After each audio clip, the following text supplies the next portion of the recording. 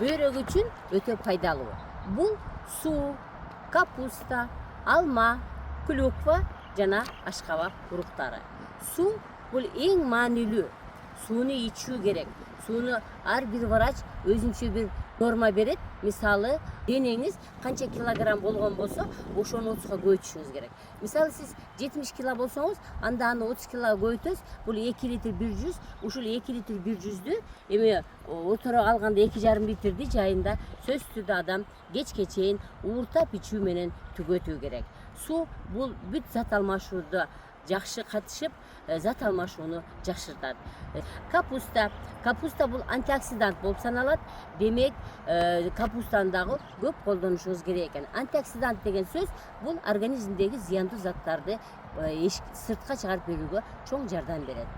Алма албетте бул холестериндин деңгээлин азайтат. Ошон үчүн алманын ширесинби, алманын өзүнбү, алманын согунбу, алманы дагы көп колдонууңуз керек болуп калат. Клюква бул натуралдык антибиотик. Демек, кандайдыр бир инфекция кирип калган болсо, клюквадан согун ичиңиз, аны морс кылып ичиңиз. Ашкабак уруктары болсо, булар бөйрөктө таштын пайда болбоосуна жардам берет. Демек, бөйрөгүмдө таш болбосун, бөйрөгүмдө кумдар пайда болбосун десеңиз, анда ашкабак уруктарын көбүрөөк колдонуңуз. Мен сиздерге ден соолук каалайм.